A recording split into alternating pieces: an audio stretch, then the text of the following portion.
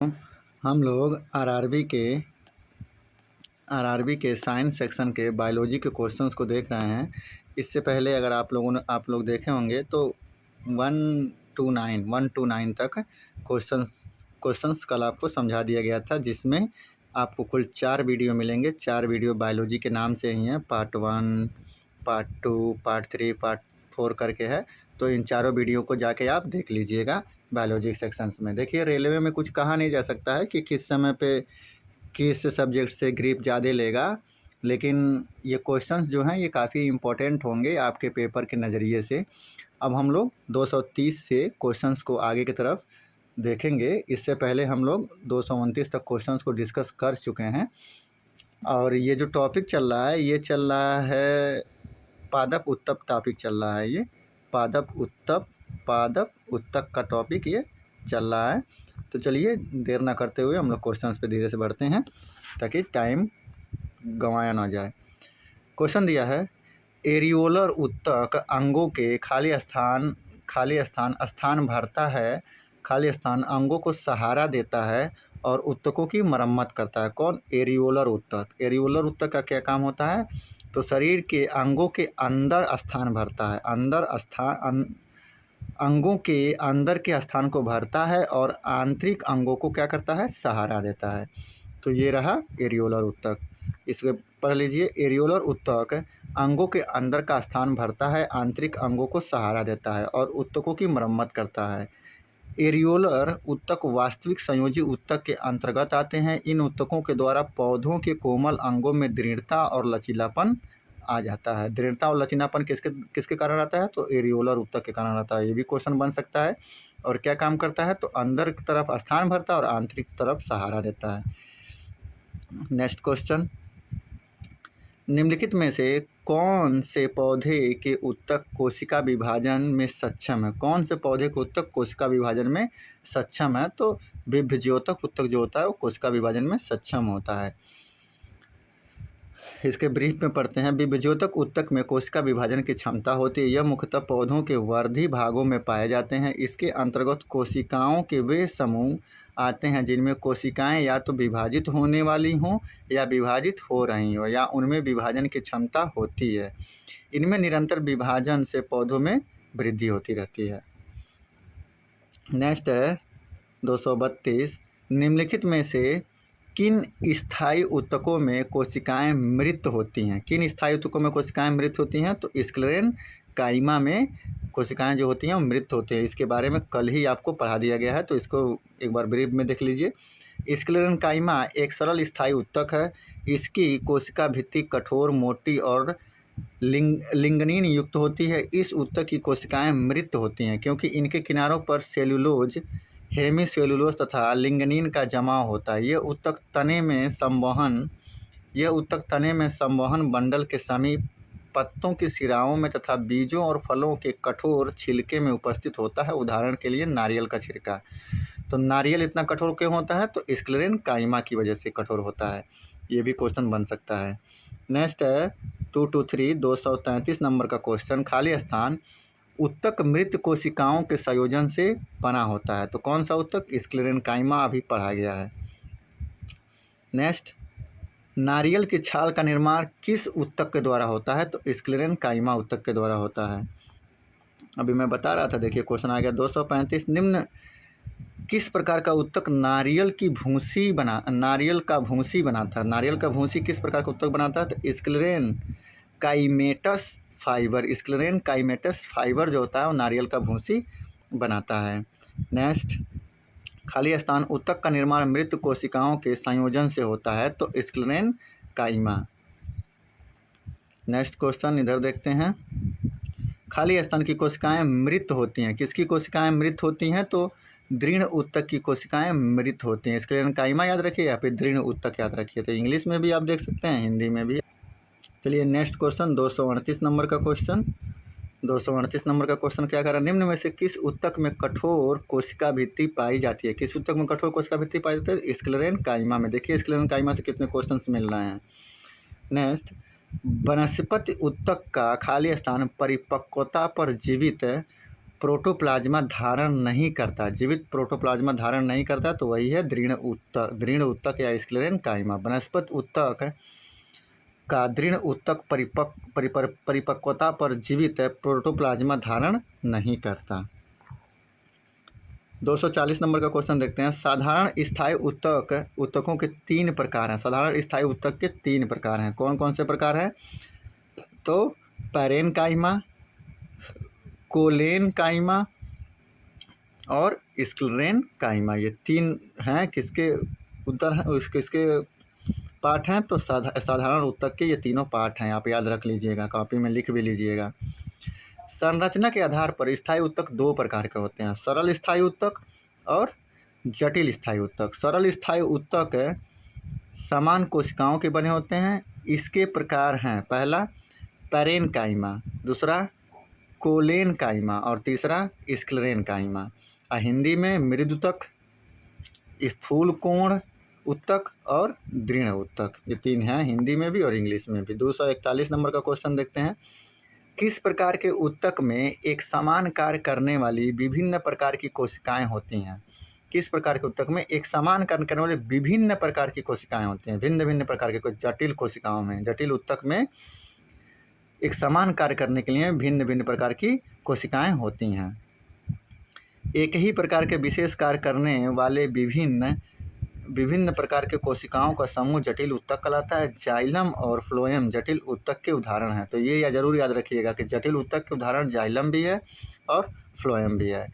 कल वाले वीडियो में बताया गया था जाइलम का क्या काम होता है, जल और लवण पहुंचाने के लिए, और फ्लोएम का काम क्या होता है, भोजन को विभिन्न भागों तक पहुँचाने के लिए। तो ये काफ़ी इंपॉर्टेंट है, ये दोनों कल ही के वीडियो में बता दिया गया है, तो उसको लिख लीजिएगा। नेक्स्ट, पादप कोशिका भित्ति किससे बनी होती है? तो पादप कोशिका भित्ति किसके बनी होती है? सेलुलोज और पेक्टिन से बनी होती है। तो ये काफ़ी इंपॉर्टेंट है।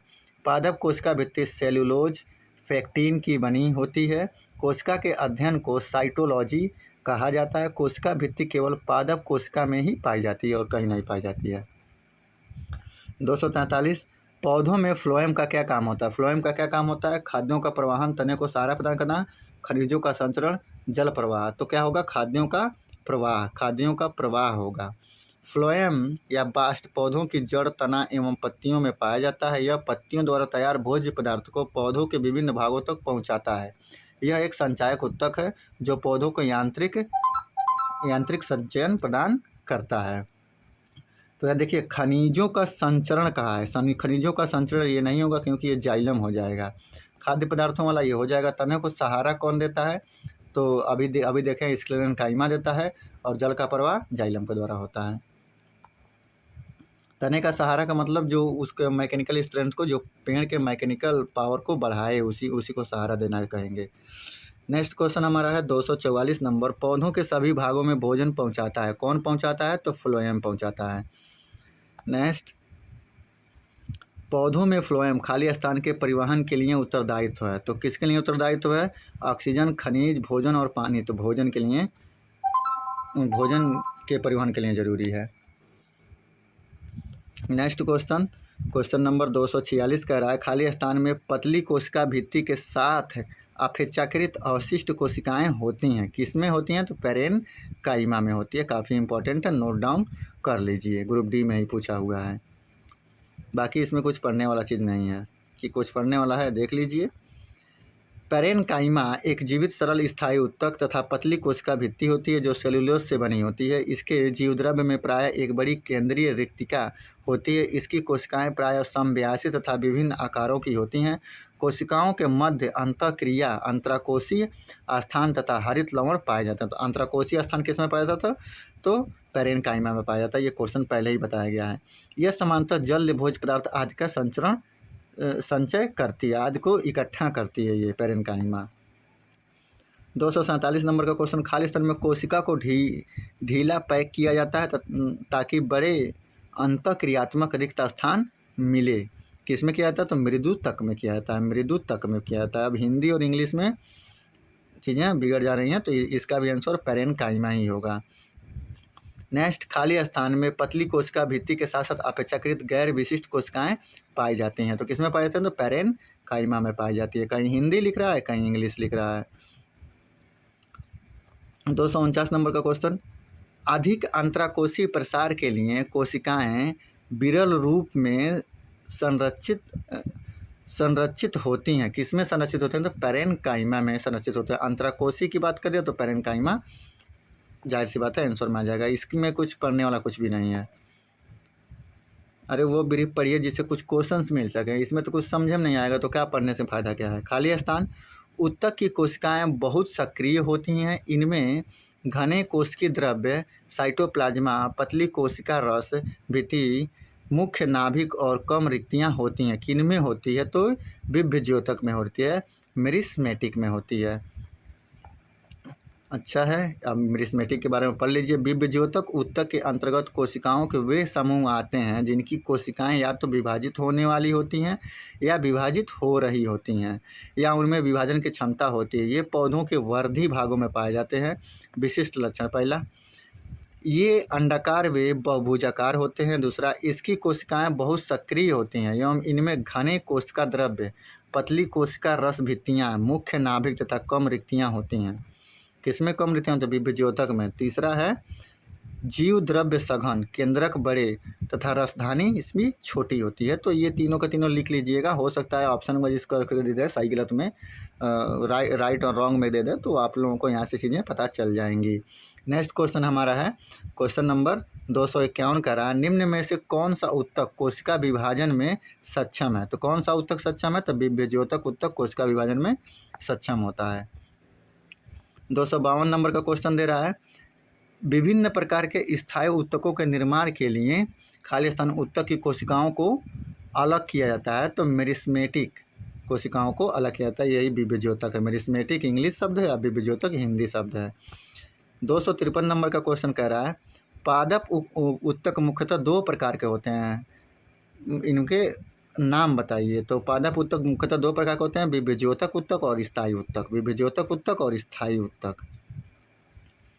तो नोट डाउन, इसको मतलब कॉपी में लिख लीजिएगा, बाकी इनमें कुछ समझाने वाला नहीं है। 254 नंबर का क्वेश्चन देखिए, निम्न में से कौन सा स्थायी उत्तक का एक उदाहरण है? स्थायी उत्तक का उदाहरण कौन है? तो जाइलम स्थायी उत्तक है। स्थायी उत्तक की कोशिकाएं प्रायः अधिक विभक्त नहीं होती। स्थायी उत्तक जिनसे कोशिका की रचना होती है तथा उनके कार्य एक समान होते हैं, उन्हें सरल उत्तक कहते हैं। स्थायी उत्तक जिनमें विभिन्न प्रकार की कोशिकाएं होती हैं उन्हें जटिल उत्तक कहते हैं। जाइलम एक स्थायी जटिल उत्तक है। जाइलम भी है और फ्लोएम भी है। जाइलम और फ्लोएम दोनों क्या है? स्थायी जटिल उत्तक है। स्थायी जटिल उत्तक है, तो कॉपी में इसको नोट डाउन कर लीजिएगा। नेक्स्ट क्वेश्चन 255 नंबर का क्वेश्चन कर रहा है, निम्न में से कौन सा जाइलम का प्रकार नहीं है? जाइलम का प्रकार कौन नहीं है? तो टेड्रिक्स, जाइलम फाइबर्स और नलिकाएं। टेड्रिक्स जाइलम फाइबर और नलिकाएं हैं, लेकिन सीप ट्यूब नहीं है। ये क्वेश्चन इसके पहले भी मैंने आपको पढ़ा दिया था, लेकिन चीज़ें नहीं समझ में आई होंगी तो दोबारा से समझ लीजिएगा।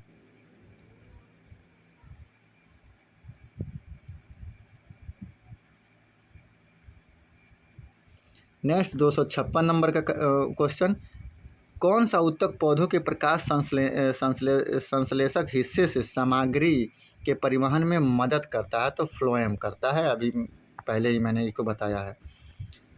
नेक्स्ट 257, दृढ़ उत्तक से बना है।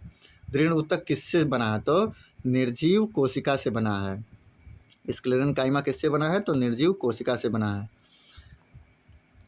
258 नंबर का क्वेश्चन, रेगिस्तानी पौधों की बाह्य त्वचा एपिडर्मिस में खाली स्थान की एक मोटी मोमी परत होती है। किसकी मोटी मोमी परत होती है? तो क्यूटीन की मोटी परत होती है। ये इंपॉर्टेंट क्वेश्चन है, नोट डाउन कर लीजिएगा कॉपी में। राजस्थानी पौधों के बारे में बताया जा रहा है।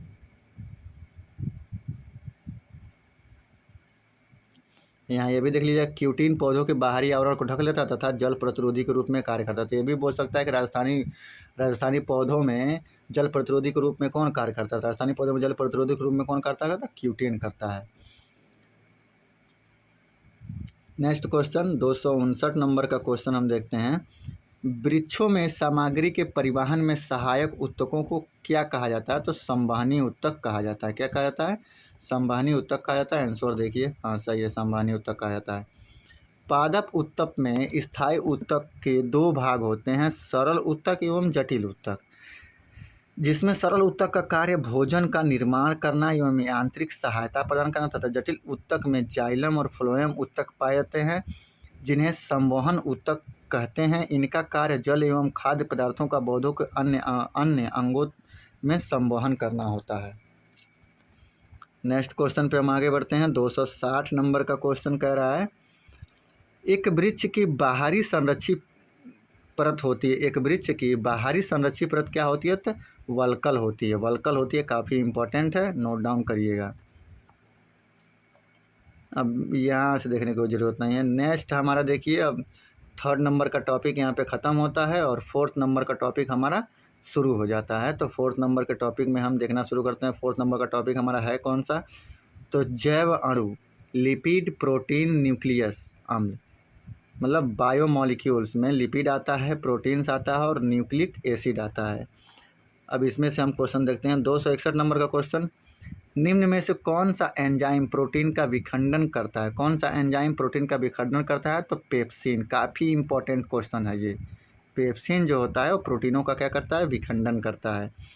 हमें देखिए, पेप्सिन एंजाइम प्रोटीन को विखंडित कर सरल पदार्थों में परिवर्तित कर देता है। यह आमाशय से निकलने वाले जठर रस में पाया जाता है। तो पेप्सिन कहाँ पाया जाता है?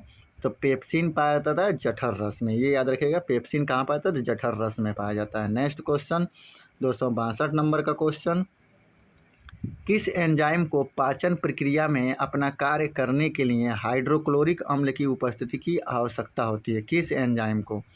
तो किसको? पेप्सिन। पेप्सिन को पाचन प्रक्रिया में अपना कार्य करने के लिए किसकी आवश्यकता होती है? HCl की आवश्यकता होती है, हाइड्रोक्लोरिक अम्ल की आवश्यकता होती है। पढ़ लीजिए, पेप्सिन एंजाइम को पाचन क्रिया में अपना कार्य करने के लिए हाइड्रोक्लोरिक अम्ल की उपस्थिति की आवश्यकता होती है। पेप्सिन एंजाइम भोजन में पाए जाने वाले प्रोटीन का पाचन करती है। तो भोजन में पाए जाने वाले प्रोटीन का पाचन कौन करती है? तो पेप्सिन करती है। चलिए नेक्स्ट क्वेश्चन हम देखते हैं। 263, जीवों में प्रोटीन निर्माण के लिए सूचना स्रोत क्या है? तो सूचना स्रोत क्या है? तो केंद्रक है। जीवों में प्रोटीन निर्माण के लिए सूचना स्रोत केंद्रक है। राइबोसोम्स होगा नहीं, DNA होगा नहीं और गुणसूत्र होगा नहीं, तो केंद्रक हो जाएगा। ऑप्शन देख लेते हैं। नहीं, ऑप्शन में C सही है, गलत हो गया ये हमारा क्वेश्चन, तो इसको देख लीजिए। इसको फिर से देख लीजिए। क्वेश्चन कह रहा है, जीवों में प्रोटीन निर्माण के लिए सूचना स्रोत क्या है? तो DNA है। प्रोटीन निर्माण के लिए, निर्माण की बात कर रहा है तो DNA के थ्रू बनता है। अब यहाँ इसमें ब्रीफ में पढ़ते हैं, चीज़ें समझ में आ जाएंगी। जीवों में प्रोटीन निर्माण के लिए सूचना स्रोत DNA है। डीऑक्सीराइबोन्यूक्लिक एसिड इसका पूरा नाम है। प्रत्येक जीवित कोशिका के लिए अनिवार्य है, जो इन कोशिकाओं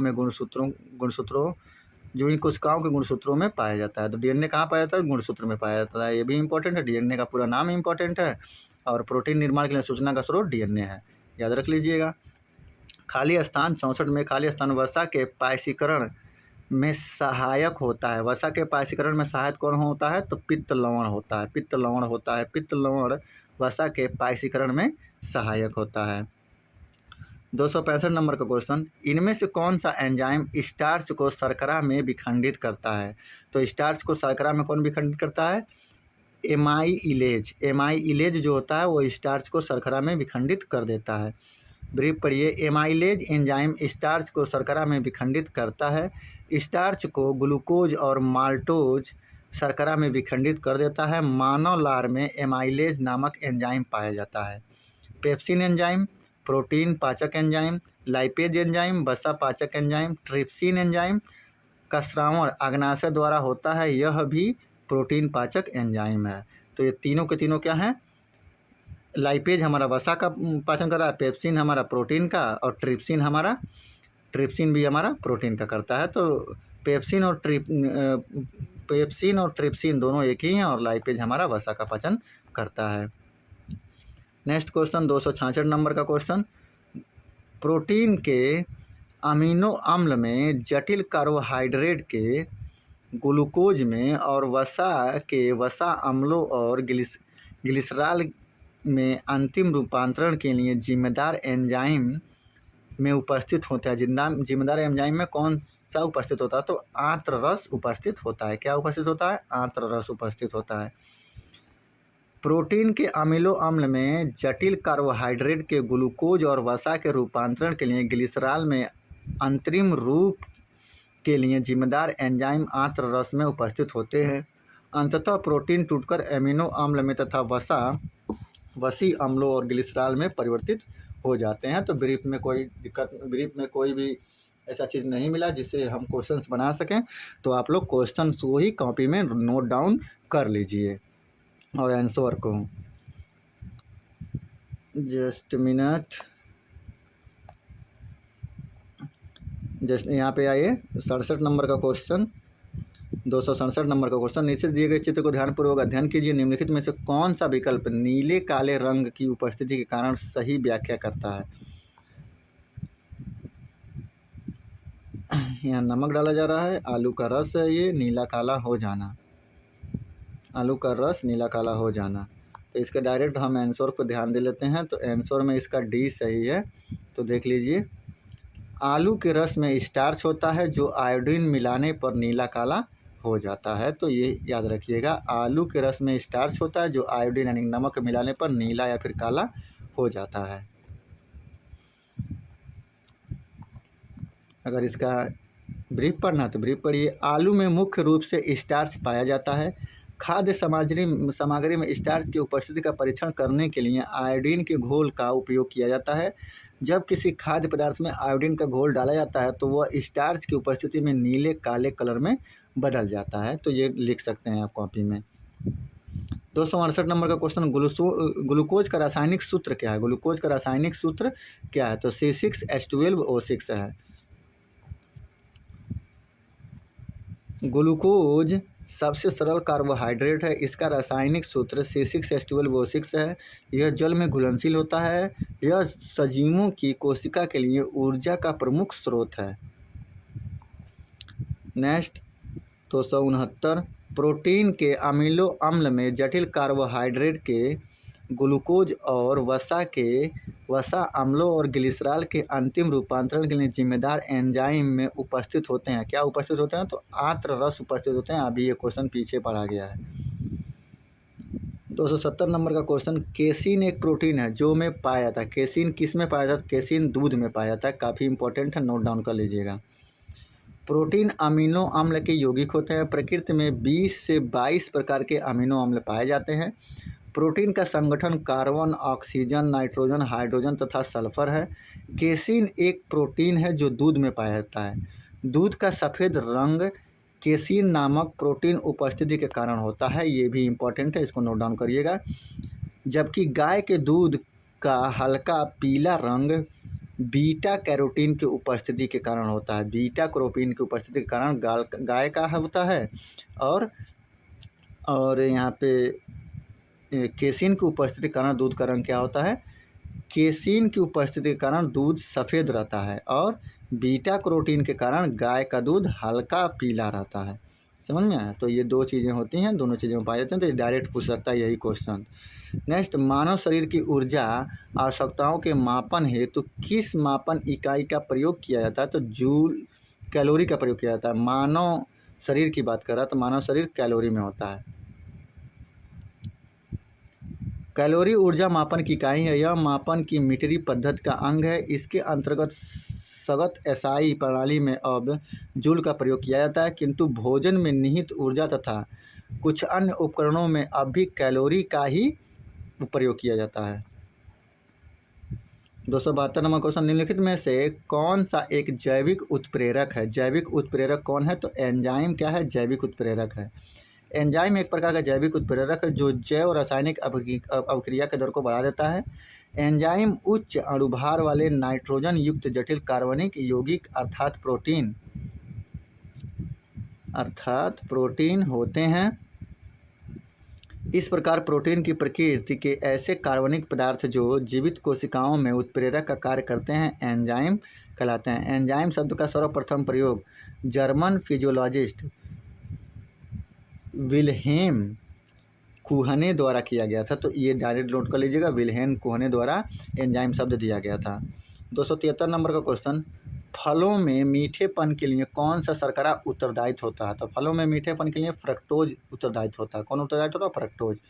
फ्रक्टोज या फ्रूट शुगर एक साधारण चीनी है जो स्वाभाविक रूप से फल, शहद और गन्ने में होती है, जो इनके मीठेपन के लिए उत्तरदायित्व है। माल्टोज माल्ट द्रव्यों, अनाजों, चावल आदि में, सुक्रोज गन्ने में तथा लैक्टोज दूध में पाया जाता है। तो इन सभी चीज़ों को लिख लीजिएगा कि माल्टोज द्रव्यों में क्या पाया जाता है? तो माल्टोज माल्ट पाया जाता है। द्रव्यों, अनाजों और चावल में माल्टोज माल्ट पाया जाता है। सुक्रोज गन्ने में पाया जाता है। लैक्टोज दूध में पाया जाता है। और एक होता है फ्रक्टोज। तो फ्रक्टोज मीठे फलों में मीठेपन के मतलब मीठे के लिए उत्तरदायित्व है फ्रक्टोज। 274 नंबर का क्वेश्चन, निम्न में से कौन सा तत्व एक बहुमुखी तत्व है जो सजीवों और हमारे द्वारा उपयोग की जाने वाली कई चीज़ों का आधार बनता है? बहुमुखी तत्व है लेकिन सजीवों और हमारे द्वारा की जाने वाली कई चीज़ों का आधार बनता है। तो कौन है ये? कार्बन है ये। जंतुओं और वनस्पतियों के निर्माण में कार्बनिक यौगिक प्रमुख है। यह हमारे भोजन, दैनिक उपयोग के पदार्थ, यातायात प्रसाधन सामग्री, विस्फोटक पदार्थ आदि में एक प्रमुख तत्व है। सभी जीवों में कार्बन उपस्थित रहता है। कार्बन तत्व सजीवों और हमारे द्वारा उपयोग की जाने वाली कई चीज़ों का आधार है।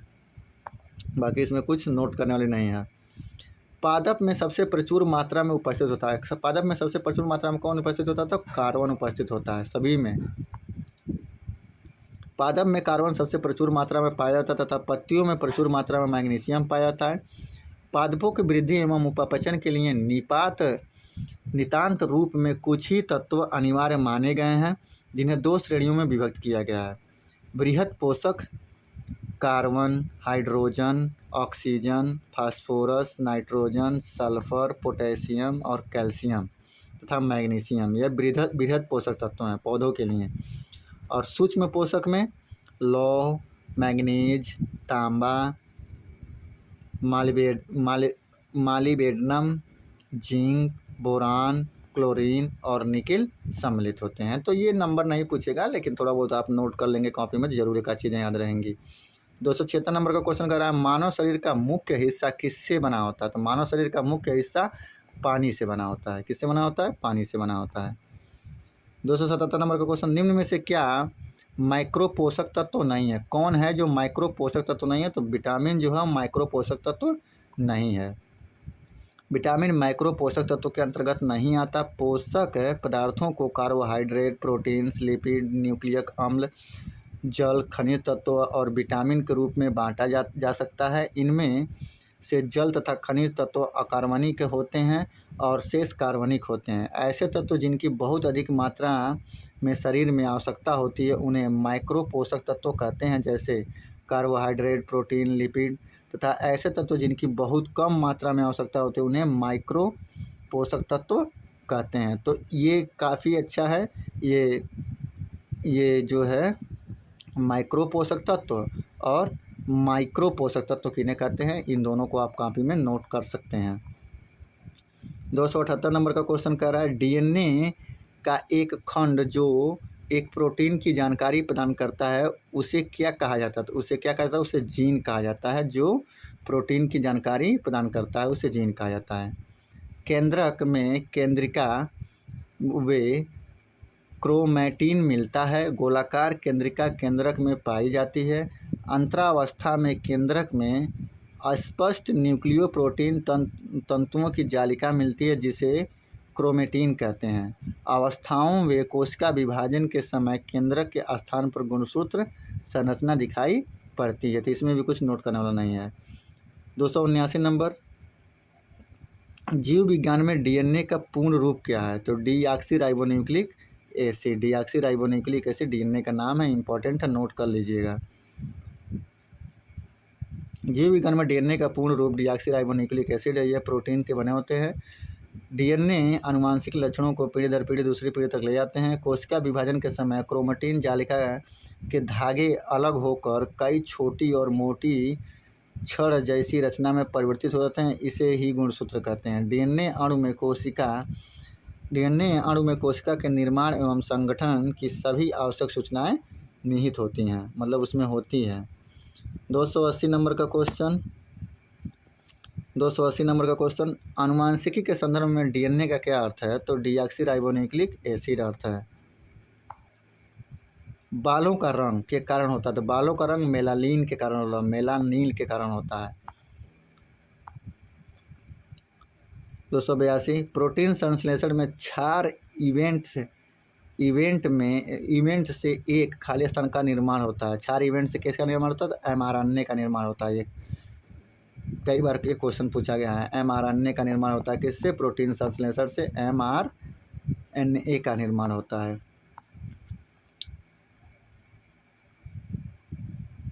नेक्स्ट क्वेश्चन 283 नंबर, प्रजनन के दौरान मूल कार्य खाली स्थान का निर्माण करता है। मूल कार्य कौन सा करता है? तो डीएनए कॉपी। प्रजनन के समय मूल कार्य क्या होता है? डीएनए की कॉपी होती है। नेक्स्ट, प्रजनन के दौरान मूल कार्य एक डीएनए कॉपी का निर्माण करना होता है, जबकि डीएनए की अधिकांश मात्रा केंद्रक में होती है। यद्यपि इसकी कुछ मात्रा माइटोकॉन्ड्रिया तथा हरित लवक में भी मिलती है। 1953 में जेडी वाटसन और क्रिक ने डीएनए की द्विकुंडली संरचना मॉडल का प्रतिपादन किया था। तो ये क्वेश्चन आपको डायरेक्ट मिल जाएगा कि डीएनए की द्विकुंडली संरचना मॉडल का प्रतिपादन किसने किया था? तो किसने किया था? वाटसन और क्रिक ने किया था।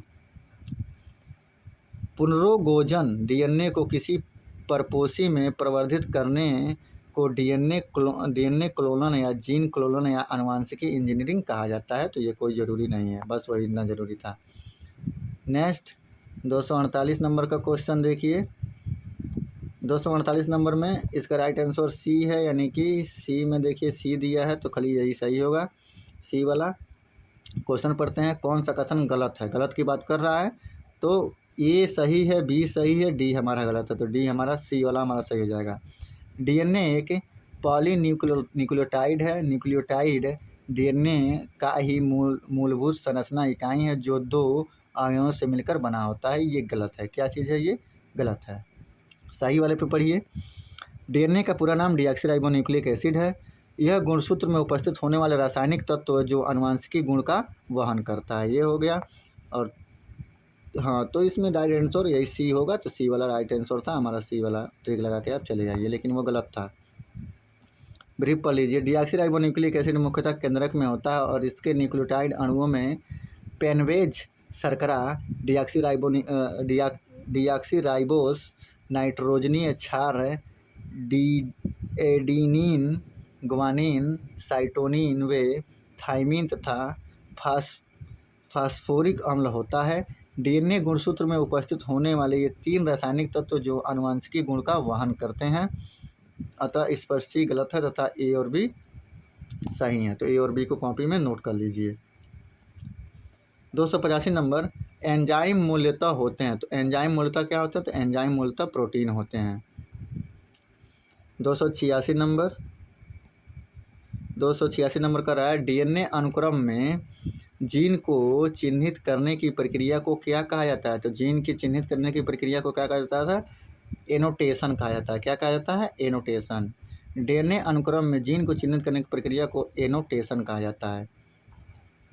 287 नंबर का क्वेश्चन, प्रोटीन की जानकारी प्रदान करने वाले डीएनए के भाग को क्या कहा जाता है? डीएनए के भाग को क्या कहा जाता है? तो जीन कहा जाता है। प्रोटीन की जानकारी प्रदान करने वाले डीएनए के भाग को जीन कहते हैं। जीन डीएनए के न्यूक्लियोटाइड का एक ऐसा अनुक्रम है जिसमें सन्निहित कूटबद्ध सूचनाओं से अंततः प्रोटीन के संश्लेषण का कार्य संपन्न होता है। यह आनुवंशिकता की मूलभूत इकाई। आनुवंशिकता की मूलभूत इकाई कौन सा है? तो जीन है।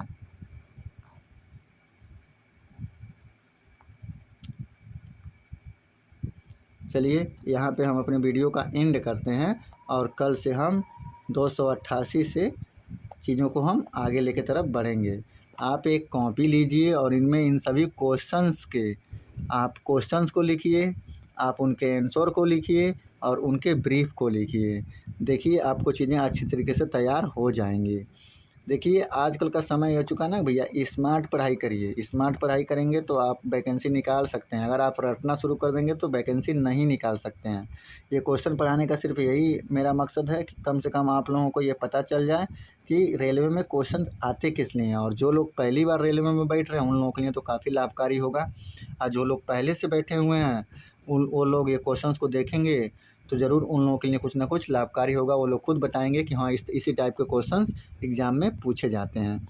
चैनल को आप सभी लोग सब्सक्राइब करिए और अपने अपने फ्रेंडों के अपने अपने दोस्त फ्रेंड के पास शेयर करिए ताकि उन लोगों को भी ये क्वेश्चंस का लाभ मिल सके। Thank you for watching me.